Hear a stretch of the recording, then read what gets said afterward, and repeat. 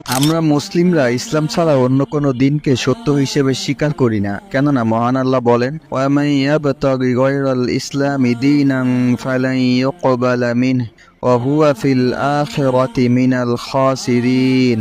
অর্থাৎ, আর যে ইসলাম ছাড়া অন্য কোনো দিন অন্বেষণ করবে, কাশ্চিন কালেও তা গ্রহণ করা হবে না, আর আখেরাতে সে হবে ক্ষতিগ্রস্তদের অন্তর্ভুক্ত। কাজেই বৃত্তের বাইরে অবস্থানরত খ্রিস্ট, ইহুদি কিংবা সনাতন ধর্মীদের কেউ কেউ সমকামিতার প্রশ্নে ইসলামের সাথে একমত নাও হতে পারেন, কিন্তু তারা তাদের ধর্মগ্রন্থের ব্যাপারে কি বলবেন?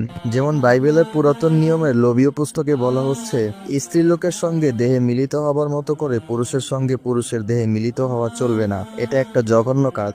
20 অধ্যায় বলা হচ্ছে, স্ত্রীলোকের সঙ্গে দেহে মিলিত হবার মতো করে যদি কেউ পুরুষের সঙ্গে মিলিত হয়, তবে তা দুজনের পক্ষে একটা জঘন্য ব্যাপার, তাদের মেরে ফেলতে হবে।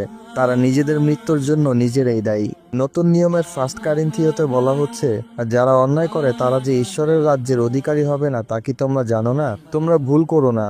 যাদের চরিত্র খারাপ, যারা প্রতিমা পূজা করে, যারা ব্যভিচার করে, যারা পুরুষ বেশ্যা, যে পুরুষেরা সমকামী, যারা চোর, লোভী, মাতাল, যারা পরের নিন্দা করে এবং যারা জোচ্চোর, তারা ঈশ্বরের রাজ্যের অধিকারী হবে না। রোমীয় পুস্তকে বলা হচ্ছে, মানুষ এইসব করেছে বলে ঈশ্বর লজ্জাপূর্ণ কামনার হাতে তাদের ছেড়ে দিয়েছে।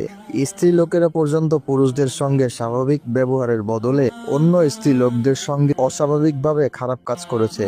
পুরুষেরাও ঠিক তেমনি করে স্ত্রী লোকদের সঙ্গে তাদের স্বাভাবিক ব্যবহার ছেড়ে দিয়ে পুরুষদের সঙ্গে কামনায় জ্বলে উঠেছে।